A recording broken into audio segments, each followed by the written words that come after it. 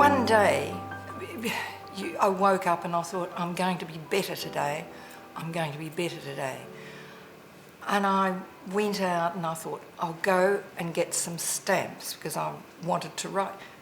Funny, because I couldn't even write. But I was going to get some stamps. And I went to the post office and the girl asked me 3 times what did I wanted.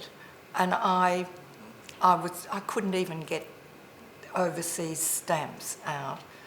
And she did it 3 times, and in the end she said, oh, I could indicate what it was. She can't understand, and she gave me something, and I was absolutely mortified because I took some money and when I went out and I looked what it was, and it was nothing what I wanted. I was just so embarrassed, and I just couldn't communicate. I just couldn't communicate with them. Aphasia is a communication disability that happens after brain injuries, and the most common form is after stroke. So this communication problem comes about because language processing networks in the brain aren't working properly. And that means that all the functions that are to do with language might be impaired. Might be difficulty understanding what someone's saying to you, might be difficulty taking your thoughts and turning them into words to express something to someone. Could even be difficulty reading or writing, so using language in the written form. So you can imagine, because communication is so, prevalent in everything we do, it's central to who we are as humans, aphasia really gets in the way of everyday functioning. Yeah, so in Australia there's about 140,000 people living with aphasia, so it's really quite a prevalent, common condition. About 1/3 of people that survive strokes have aphasia. So what are the ways in which people get aphasia? So some common examples would be brain tumours, so a cancerous perhaps tumour that's growing and impacting on the language processing areas in the brain. Another common cause is traumatic brain injury.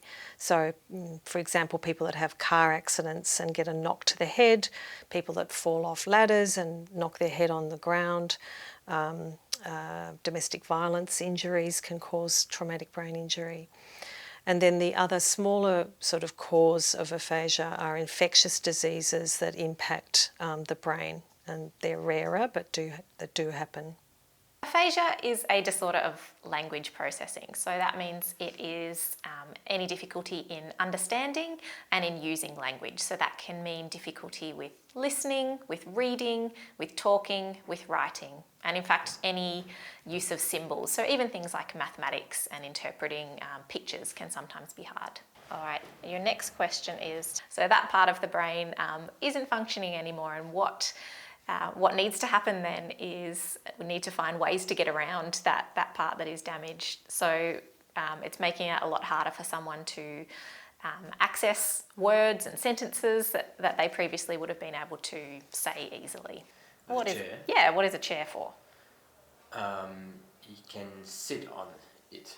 It can vary from, say, a very, very mild aphasia where someone might, for example, just have difficulty understanding really lengthy information, or have a mild difficulty in thinking of the word for something, so that kind of tip of the tongue, just not quite sure what the word for something is, through to someone with a very, very severe aphasia who may in fact not be able to say or write any words at all and may have a complete loss of understanding of language.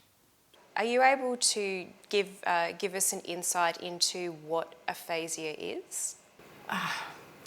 It's a communication problem, and it is frightening, absolutely frightening. I became from a stroke. Others can be an aneurysm. Any problem of an injury on the brain.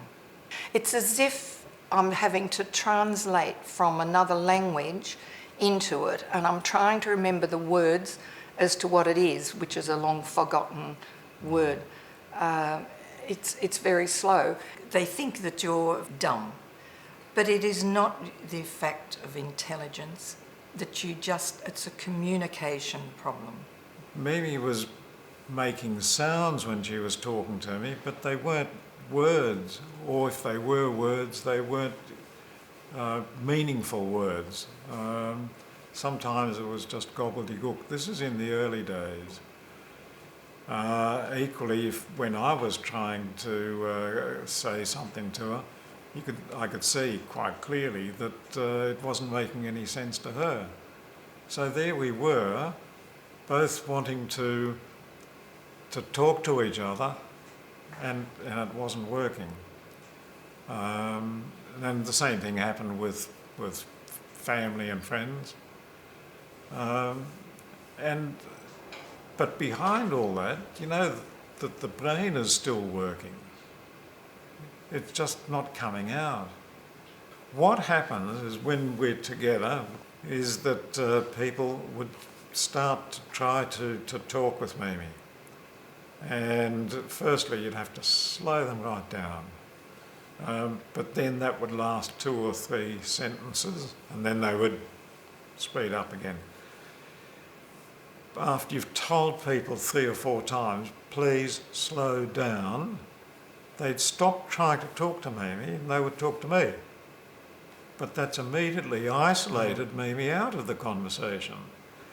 And so Mimi was invisible.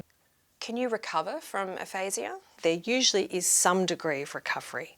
So after, for example, a stroke, in the first 3-6 months, we see the brain start to settle down. Some of the damage that's happened within the language processing network starts to recover and improve. And you then see change in function, and particularly when therapy is happening at the same time. So you'll get a change in the amount of impairment and usually the amount of disability that's associated with that impairment. Another whole layer to that question about recovery, though, is living well with any remaining disability. So how do you live well when you no longer communicate perhaps in the same way that you used to, or in the same speed or fluency or range that you used to have? And that element of recovery, I think, is a very interesting area, and it's an area that our research centre and the profession of speech pathology is heavily involved in at the moment. One of the biggest things about aphasia is that it is so incredibly common. There are so many people in Australia who have aphasia. Current estimates around 140,000 people, but almost no one knows about it. We again estimate that around 1 in 10 people has even heard the word aphasia before. And what that means is it makes it incredibly hard for people with aphasia to successfully communicate, to live their lives, to be able to explain to people what life is like for them.